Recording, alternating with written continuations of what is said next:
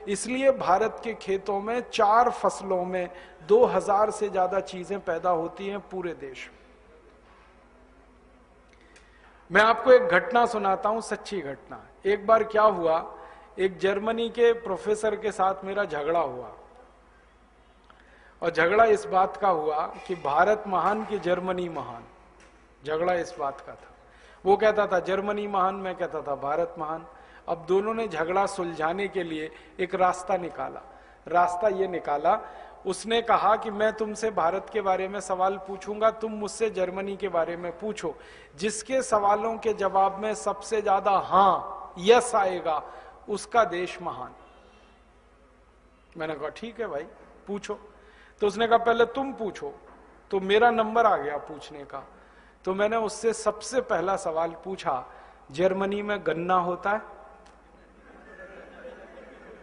तो उसने कहा नहीं, गन्ना होता ही नहीं। फिर मैंने कहा जर्मनी में केला होता है? उसने कहा नहीं। फिर मैंने कहा जर्मनी में आम होता है? उसने कहा नहीं। फिर मैंने कहा जर्मनी में लीची होती है? उसने कहा नहीं। मैंने कहा जर्मनी में सेब होता है? उसने कहा नहीं। मैंने कहा जर्मनी में संतरा होता है? उसने कहा नहीं। अब थोड़ी देर में बौखला गया वो, क्योंकि हर सवाल का जवाब नहीं नहीं नहीं नहीं, तो हारने वाला है वो। तो कहने लगा मिस्टर राजीव दीक्षित, मेरे जर्मनी में कोई मीठी चीज पैदा नहीं होती, अब आगे पूछो।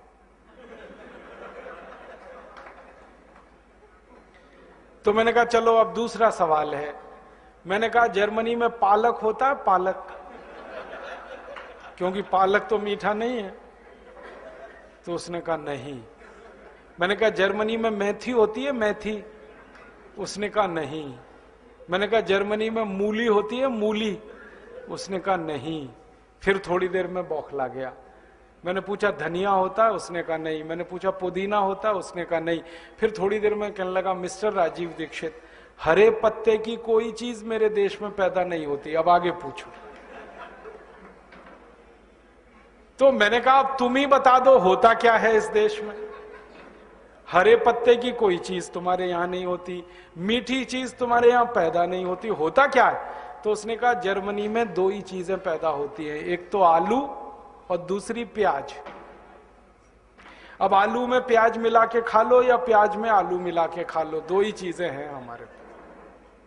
फिर मैंने उससे आगे पूछा, मैंने कहा फिर ये जर्मनी के जो बड़े बड़े डिपार्टमेंटल स्टोर्स हैं, यहां तो सब माल भरा पड़ा है, यहां तो आम भी मिल रहा है, यहां तो शकरकंद भी मिल रहा है, संतरा भी मिल रहा है, केला भी मिल रहा है, यहां तो सेब भी मिल रहा है, ये सब कहां से लाते हो जब तुम्हारे यहां कुछ नहीं होता? तो उसने कहा ज्यादातर ये माल भारत से आता है।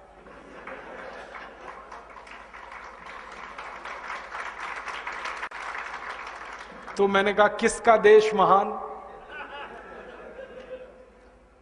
तो वो बोला नहीं मुंह से, मान तो लिया उसने कि भारत देश महान, बोला नहीं। मैंने कहा इससे बुलवाना है। तो फिर मैंने कहा अब तुम पूछ लो, तुम भारत के बारे में पूछो, मैं उत्तर दूंगा। अब वो बेचारा फंस गया, क्या पूछे ऐसा जो भारत में नहीं होता। तो उसने ऐसे ही पूछ लिया भारत में गन्ना होता है? मैंने कहा इतना गन्ना होता है भारत में कि 6,38,365 गांवों में से 4 लाख गांवों में गन्ना ही गन्ना।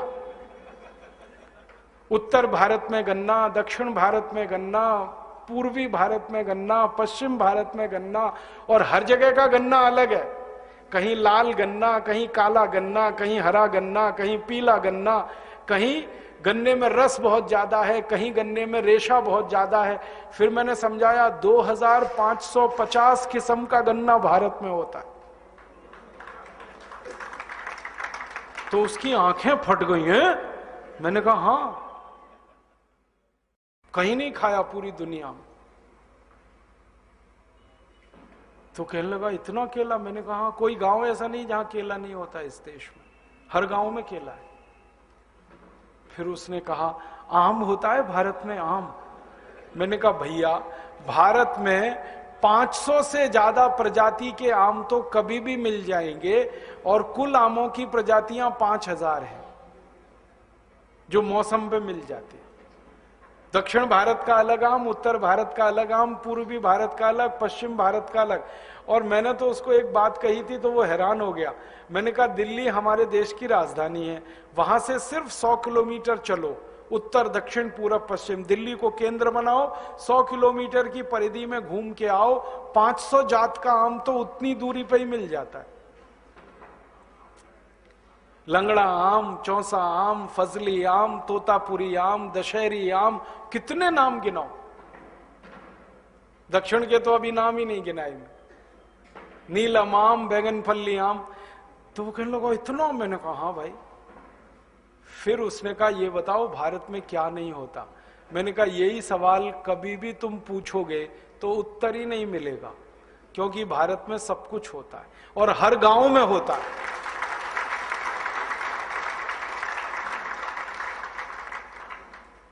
जितना दुनिया के 20-25 देशों में कुल मिलाकर होता है, उतना भारत के एक एक गांव में होता है। ऐसा देश है भारत। माने भगवान की बड़ी कृपा है इस देश पर। हर गांव की मिट्टी इतनी अच्छी है, सब कुछ हो जाता है हर गांव में। हमारे पुराने बुजुर्ग कहा करते थे कि हर गांव में इतना होता था कि खाली नमक बाहर से लाना पड़ता था बस, और कुछ नहीं, क्योंकि नमक सब जगह नहीं होता इस देश में। नमक सिर्फ समुद्र के किनारे वाले गांवों में होता है। नमक छोड़कर हर चीज हर गांव में होती है, कुछ लाना ही नहीं पड़ता बाहर से। इतना स्वावलंबी देश रहा है ये देश भारत, और इतना समृद्धशाली है, इतना समृद्धशाली कि हर गांव में सैकड़ों किस्म की चीजें पैदा हो इस देश में।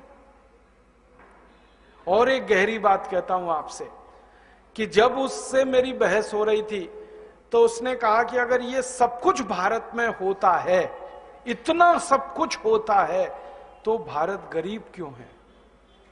इसका उत्तर मेरे पास नहीं था। इतना सब कुछ होता है तो तुम गरीब क्यों हो? क्यों जर्मनी के सामने कटोरा लेके भारत की सरकार भीख मांगती है हर साल? क्यों कर्ज लेते हो तुम हमसे? क्यों अमेरिका जाते हो कर्ज मांगने के लिए? क्यों यूरोप के देशों में आते हो कर्ज मांगने के लिए, जब सब कुछ तुम्हारे देश में होता है? और हमारे देश में खेती में ही सब कुछ नहीं होता है, खेती के अलावा भी बहुत कुछ होता है। जमीन के नीचे खोदना शुरू करें तो 90 खनिज पदार्थ मिलते हैं इस देश में।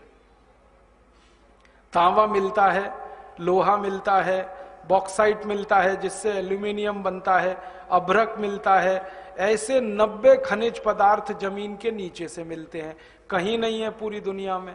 अधिक से अधिक खनिज पदार्थ 10, 12, 15 दुनिया में हैं, अलग अलग देशों में। हमारे यहाँ 90 खनिज पदार्थ मिलते हैं।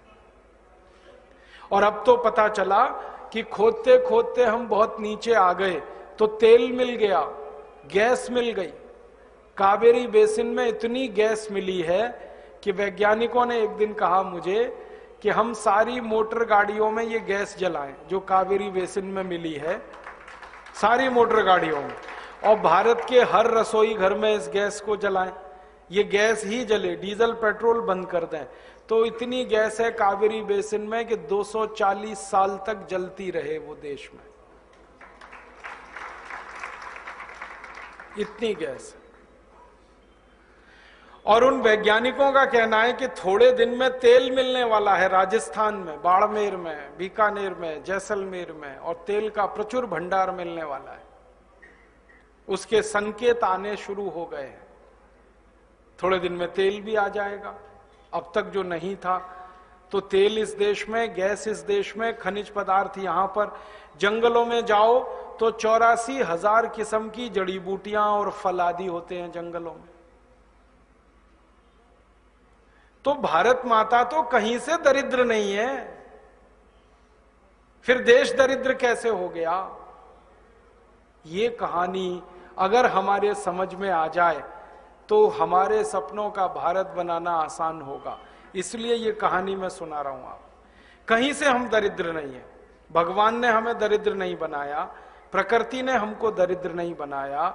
हम सब तरफ से दुनिया में किसी भी देश के कंपटीशन में आगे है। उत्पादन हर तरह का गांव में, और उद्योग भी कोई कम नहीं है अब इस देश में। भारत सरकार का सेंसस है जो ये कहता है कि 5,80,00,000 उद्योग चल रहे हैं इस समय देश में।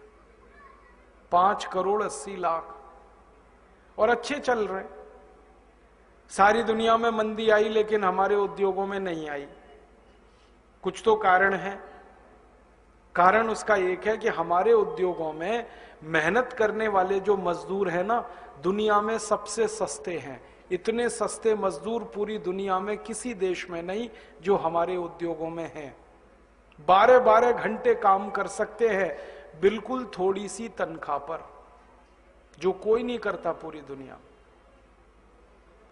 अब श्रम बहुत सस्ता और भगवान का दिया हुआ प्राकृतिक माल बहुत है हमारे पास, कच्चा माल।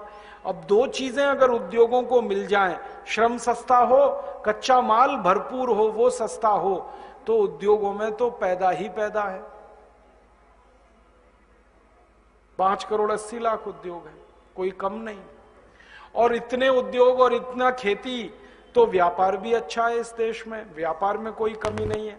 सरकार कहती है कि कम से कम 20 लाख करोड़ का व्यापार हो जाता है साल में इस देश में, अंदर, देश के अंदर, बाहर की बात नहीं कर रहा हूं। तो ये सारा कुछ अच्छा है, उद्योग, व्यापार, खेती, फिर भारत गरीब क्यों? ये तो गंभीर प्रश्न है। और इतना गरीब कि दुनिया में सबसे ज्यादा गरीबी में हमारा नंबर आए। अब ये प्रश्न हमें समझना है। अब हमारे मन में इस प्रश्न को समझने के समय एक बात आती है, क्या भारत की गरीबी हजारों साल की है? हम लोग आपस में चर्चा करते हैं कई बार, जाने अनजाने हम ये कह देते हैं, अरे भारत तो हमेशा से गरीब है। मैं भारत के दो लोगों का नाम लेके कहूंगा। एक व्यक्ति है इस देश में, उसका नाम है पी चिदंबरम। ये भारत में बहुत लंबे समय तक वित्त मंत्री रहा और इस व्यक्ति ने इंदौर नाम के शहर में मध्य प्रदेश में एक भाषण दिया था और मैं उस दिन वहां था। उस भाषण में सामने बैठा था मैं और चिदंबरम मंच से बोल रहा था। कार्यक्रम क्या था? नई दुनिया नाम का एक अखबार निकलता है इंदौर से। नई दुनिया अखबार ने एक किताब प्रकाशित की थी, पुस्तक का प्रकाशन किया था। उसका विमोचन करने के लिए चिदंबरम आया था, तो भाषण दिया उसने। और क्या भाषण दिया! भारत हजारों साल से गरीब देश रहा है। यहीं से भाषण शुरू किया, अंग्रेजी में। अच्छा था कि वो अंग्रेजी में बोल रहा था, ज्यादा लोग समझ नहीं रहे थे। हाँ, उसने शुरू किया, भारत हजारों साल से गरीब देश रहा, भारत हजारों साल से मुफलिसी का शिकार रहा। ऐसे ऐसे उसने कहना शुरू किया। फिर बीच में कहने लगा, ये तो भला हो अंग्रेजों का जो वो भारत में आए और उन्होंने भारत को थोड़ा बेहतर बना दिया, वरना हम तो अंधेरे में डूबे हुए थे। हमको तो कोई ज्ञान नहीं था, कोई प्रकाश नहीं था। इस देश में तो भयंकर गरीबी ही गरीबी थी। और ये जब वो भाषण दे रहा था तो बार बार पंडित नेहरू को कोट कर रहा था। पंडित नेहरू ने ऐसा कहा, पंडित नेहरू ने वैसा कहा, पंडित नेहरू ने ये कह दिया, उन्होंने वो कह दिया। वो भाषण जैसे ही पूरा हुआ, मुझसे बर्दाश्त नहीं हुआ। हाँ, मैं इधर उधर देख रहा था, किसी के मन में कोई तकलीफ नहीं। मैंने कहा मैं तो पूछने वाला हूं इस चिदंबरम से। तो मैंने कहा कि अगर भारत हजारों साल से गरीब था, मैंने सीधे कहा उसको, तो अंग्रेज यहां 250 साल झक मारने के लिए क्यों आए? हजारों साल से गरीब देश, गरीबों के यहां कोई 250 साल रहता है आके? गरीबों के तो कोई दर्शन करने नहीं जाता। 250 साल रहना तो कोई सामान्य बात है। 250 साल में 50 पीढ़ियां जवान होकर मर गई अंग्रेजों की, यहां क्यों रहे वो? और भारत अगर हजारों साल से गरीब था तो पुर्तगाली 450 साल झक क्यों मार रहे थे इस देश में? क्यों आए 450 साल पुर्तगाली अपना देश छोड़कर? 1492 में वास्को डी गामा घुस गया इस देश में और निकला नहीं, फिर अंत तक मार मार के निकालना पड़ा गोवा से पुर्तगालियों को। तो 450 पुर्तगाली, 450 साल पुर्तगाली क्यों आए? 250 साल अंग्रेज क्यों रहे? और भारत अगर हजारों साल से गरीब था तो ये मुगल क्यों आए झक मारने के लिए यहां 300 साल? बाबर क्यों आया? उसने सल्तनत क्यों बनाई? गरीबों के देश में जाके कोई राज्य स्थापित करता है क्या? और इतना ही क्यों, मोहम्मद बिन कासिम क्यों आया इस देश में 7वीं शताब्दी में, जब हम हजारों साल से गरीब थे? महमूद गजनवी क्यों आया सोमनाथ का मंदिर लूटने के लिए, जब हम हजारों साल से गरीब थे? तैमूर लंग क्यों आया? नादिर शाह क्यों आया?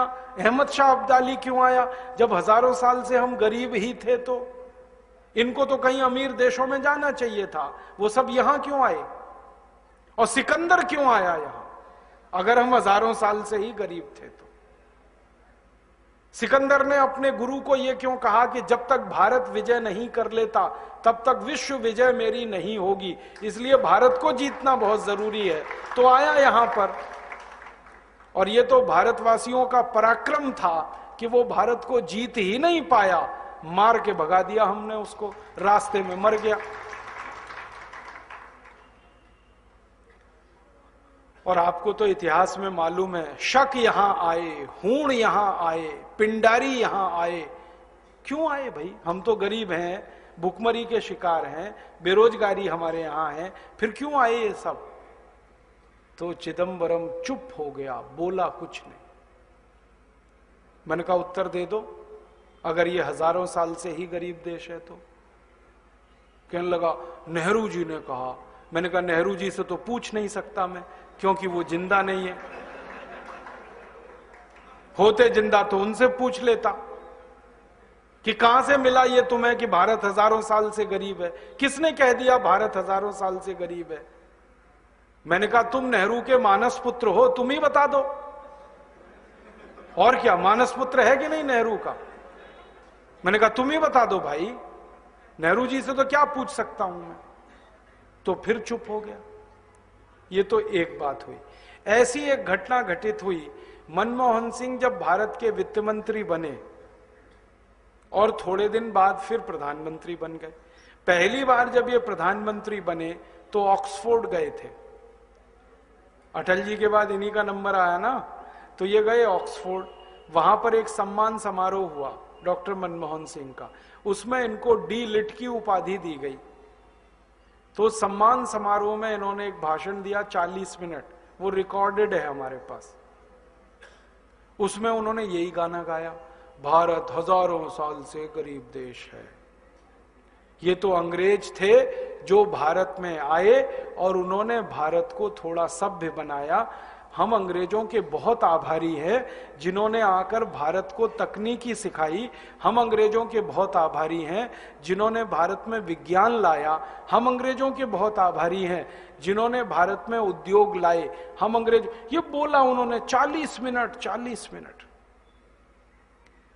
अगले दिन ये भाषण इंग्लैंड के अखबारों में छपा, तो कई अखबारों ने टिप्पणी लगाई, हेडिंग लगाया कि लगता है भारत अभी भी अंग्रेजों की गुलामी में ही है, क्योंकि भारत का प्रधानमंत्री जो गान गा रहा है यहां आकर, वो एक स्वतंत्र देश के स्वाभिमानी प्रधानमंत्री का गाना नहीं है, ये तो गुलाम देश के गुलाम प्रधानमंत्री का गाना है।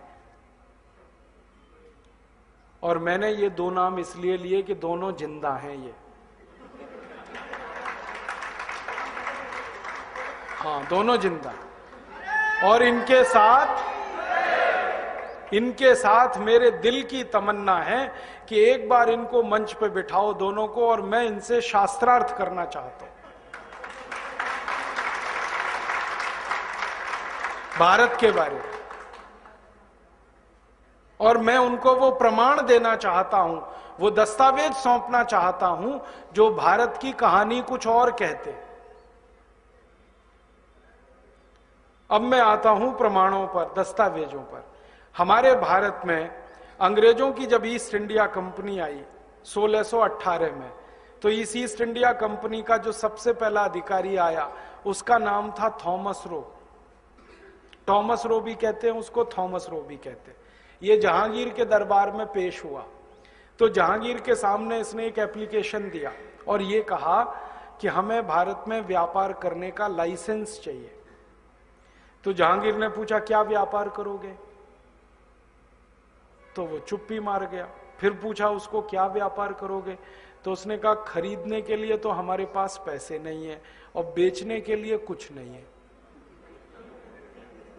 हाँ, यही उत्तर दिया था जहांगीर को। जहांगीर ने पूछा था तुम क्या बेचोगे यहां पर, व्यापार का मतलब तो कुछ बेचना और कुछ खरीदना। जहांगीर को मालूम नहीं था व्यापार का और भी कोई मतलब होता है। अंग्रेजों का एक शब्द है TRADE, ट्रेड। ट्रेड का एक मतलब है व्यापार, ट्रेड का दूसरा मतलब है लूट मार। जैसे एक शब्द के कई अर्थ होते हैं ना, हमारे हिंदी में एक शब्द है कनक। कनक का एक अर्थ है धतूरा, कनक का एक अर्थ है सोना, कनक का एक अर्थ है गेहूं। वैसे ही ट्रेड एक शब्द है अंग्रेजी का, इसका एक मतलब है व्यापार, खरीदना बेचना, और दूसरा मतलब है लूट मार, प्लंडरिंग। आप अंग्रेजी डिक्शनरी पढ़ो, 16वीं सेंचुरी की वेबस्टर डिक्शनरी मैंने ढूंढी तो उसमें ट्रेड के सामने लिखा है प्लंडरिंग, लूट मार। तो ये आया थॉमस रो, तो इसने जहांगीर को कहा कि हम ट्रेड करेंगे, ये नहीं कहा व्यापार करेंगे, ट्रेड करेंगे। जहांगीर को लगा कि कुछ बेचेगा कुछ खरीदेगा, हाँ, और अंग्रेजों का था हम तो लूट मार करेंगे, है ही नहीं हमारे पास कुछ बेचने को और खरीदने को पैसे नहीं। खरीदने को पैसे क्यों नहीं थे, क्योंकि ईस्ट इंडिया कंपनी दिवालिया कंपनी थी, कुछ था ही नहीं उनके पास। मैंने ईस्ट इंडिया कंपनी की पहली मीटिंग की रिपोर्ट निकाली, मिनट्स। पहली मीटिंग हुई इनकी 1599 में। उस मीटिंग में प्रस्ताव हुआ कि ये कंपनी बनेगी और नाम इसका ईस्ट इंडिया रखा जाएगा। क्यों भाई, ये तो अंग्रेजों का नाम नहीं है, ईस्ट इंडिया ये तो भारतीय नाम है। अब अंग्रेज भारतीय नाम क्यों रखेंगे, कुछ तो रहस्य होगा। ईस्ट लंदन क्यों नहीं रखा, east London company, east Yorkshire company क्यों नहीं रखा, या वेस्टमिंस्टर कंपनी क्यों नहीं रखा उसका नाम। वेस्टमिंस्टर तो एक जगह है ना लंदन में बड़ी मशहूर, जहां से उनकी सारी राजनीति चलती है और सारी दुनिया को गुलाम बनाने की साजिशें वहां रची जाती हैं। तो वेस्टमिंस्टर कंपनी क्यों नहीं रखा उसका नाम, ईस्ट इंडिया क्यों। तो उसकी कहानी पता चली कि भारत का जो पूर्वी इलाका है माने बंगाल, इस बंगाल के इलाके से बहुत सारे पानी के जहाज जाते थे व्यापार करने भारत के, और वो जहाज लंदन के नजदीक से गुजरते थे, अफ्रीका जाते थे, लैटिन अमेरिका तक जाते थे भारत के व्यापारी।